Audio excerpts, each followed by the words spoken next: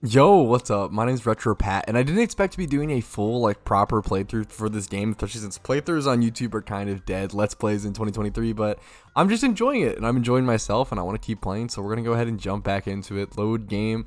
We're going to go to level 2. Now, I'm going to try to just play and just casually talk to you guys and give my feedback and my critiques and my thoughts on the game. If I start playing, especially poorly, I'll probably make a little cut and sort of jump back to a position where I was at before. So, for example, last episode, I ended up playing like a level and a half or something. So I didn't finish this level, but I did get like decently far-ish into it.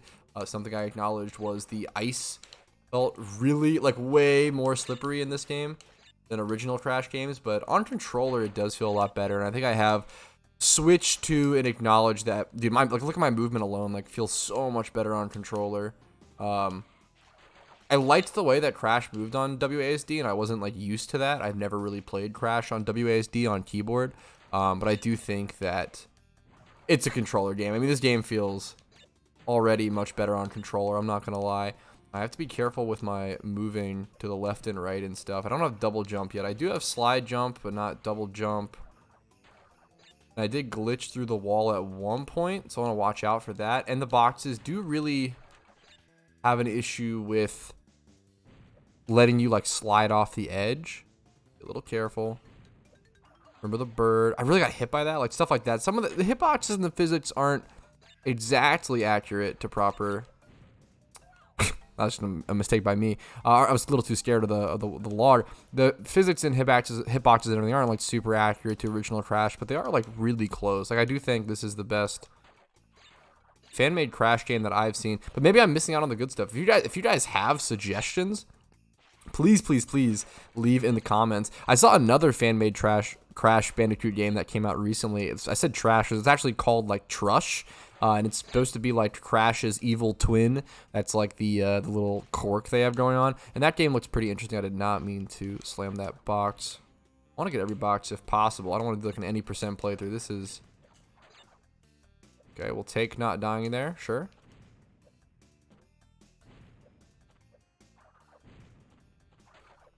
Yeah, it was another fan-made Crash game called like Trush or something, which was pretty interesting. And you're like Crash's evil twin. That game is cool because it adds like, well, it's cool, but it's also like not really for me. It's interesting because it adds unique Crash mechanics. Like, it actually adds mechanics to the game that I don't know how I'm missing that. It adds unique Crash mechanics to the game that actually weren't in the initial game. So it takes like oh, there's that again. So it takes like a unique spin on Crash Bandicoot. We'll go ahead and try this again. It takes a unique spin on Crash Bandicoot by actually adding like unique mechanics, which is pretty cool. I'm gonna go ahead and just cut this until I get back to the spot I was at before to not waste your guys' time too much. All right, we're back to around this point, past the bird. We actually didn't get hit by it, but I don't know how I lost my mask. Maybe I just missed it. And there's the VHS tape. It must be a time-based thing. There's the first checkpoint. I can't believe I haven't gotten a single checkpoint on this level yet. So we do have one checkpoint, which is going to make this a lot easier. Now I want to go down here. I thought I had to like make some drop down, but it turns out I don't. I can just sort of go around like this, which shouldn't be too difficult. See how like it immediately drops you? This game does have a very aggressive like drop mechanic in that sense, where it'll just like slide you off a ledge super aggressively. A little bunched in. There we go. Easy peasy. Not even difficult. Definitely haven't been stuck on this level for way too long. To learn the timing on when they want me to press the jump to get the boost. That's good though. It's a good thing to learn. Okay. I still don't know if I know it. There we go. Here's the bonus level. They don't label the bonus level super well in this, which is kind of funny, but you know what? Not the word. Ooh, so I'm gonna use my D-pad for this. This feels like a D-pad level. I feel like I just get punished if I don't use my D-pad here.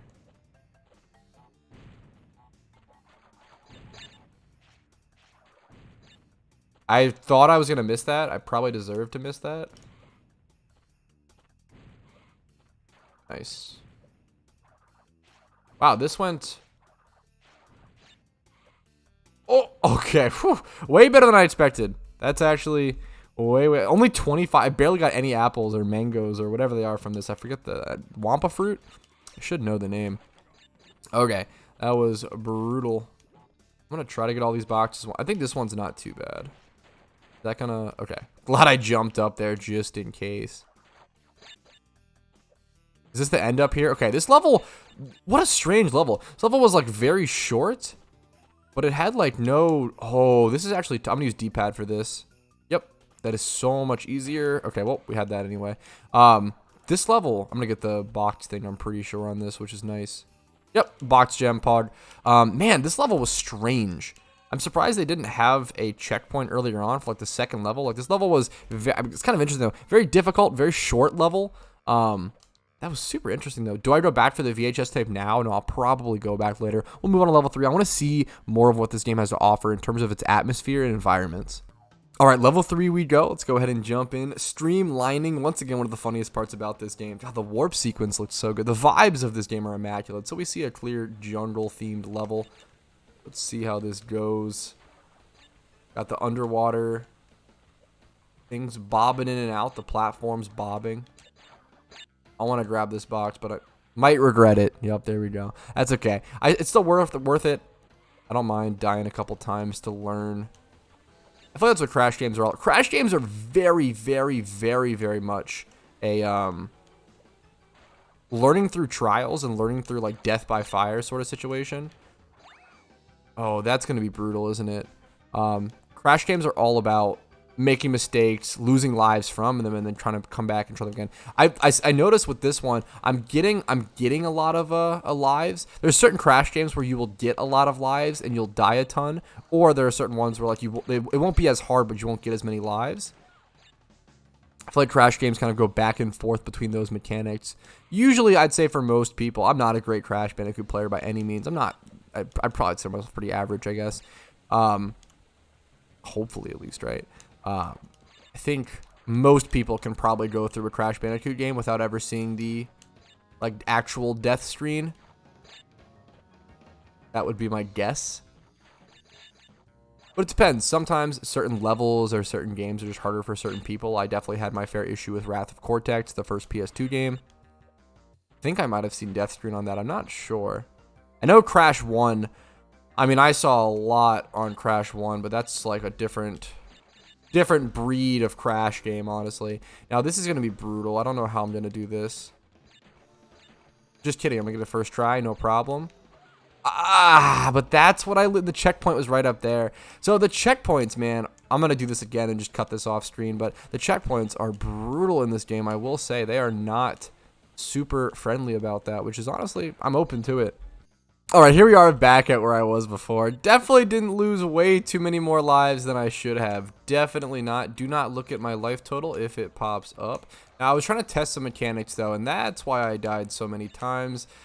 Yep, 3. I died so many times because I was trying to test the side. On the side here, like, you used to be able to, not on, like, the stone side, but on, like, the grassy side, you used to be able to actually, like, jump on that in, like, previous Crash games, like Crash 2 and 3, I believe, 2 and 1. Funnily enough, yeah, you can actually jump on those sides. You can't in this game, so it kind of defeats that sort of cheating mechanism, which is honestly pretty fair. And then obviously, or also, I've learned that you have to kind of like slide jump that like every time, or at least a lot of times to be consistent. I also tried to slide jump over some of the like gaps with the platforms to see if you could just skip the platforms. I really get hit there, and I couldn't figure out how to get that to work. And I've also just been doing that to get rid of that to make things a little bit more consistent. But that was 5. I can't count. These boxes haven't caused me too much trouble. Yep, there we go. Okay, we're back. I'm going to wait another cycle on this. Crash Bandicoot is definitely a game that is all about cycles. What I should have done is I should have just gone and got the checkpoint. How did I miss that? It's literally a checkpoint right there. There we go. Now we're cooking with it. Okay. Now, it's honestly nice because I'm okay with these levels. Oh, the waterfall up there looks super sick, man. I'm cool with these levels being way more challenging since there's only 5 levels to really play through. And then we have infinite, like, fan-made levels or 5 other stuff to worry about. But I'm definitely okay with these levels being a lot more difficult. I'll just do this, honestly, to play it safe. 1, 2, 3, 4, 5. Focusing a little. Apologies. 1, 2. It's actually a pretty easy bonus stage. I'll just skip those. There we go. Honestly, a pretty easy bonus stage. 12 out of 12. Look at those boxes complete. I don't think you have to redo the bonus stage if you fail something ahead. I really hope not. I haven't had that pop up yet. I'm gonna wait.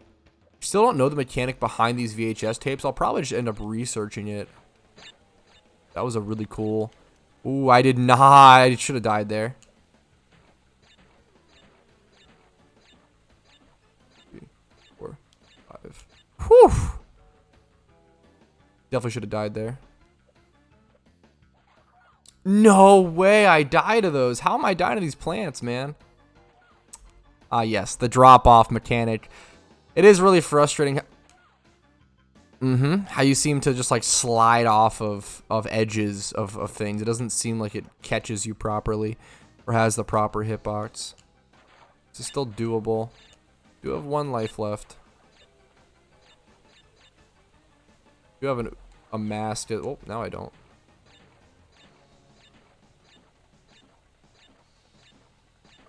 Okay, pretty happy to get that first try. Do I have to bait the plant? Okay. I'm gonna... Oh, no! That's the way I get the game over screen?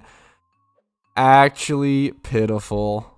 Honestly, I guess that's the perfect place to go ahead and call it and do a little bit of detilting break. This game's really fun. It's Crash Bandicoot. It's frustrating at times when you fail, but it's all about that learning process, and I am really, really enjoying it. If you enjoyed watching, if you enjoyed this little journey, make sure to like this video and subscribe for more videos like it. I'm going to peace out. Have a great day. I'll see you guys later. Make sure to check out this game. It's definitely worth your time.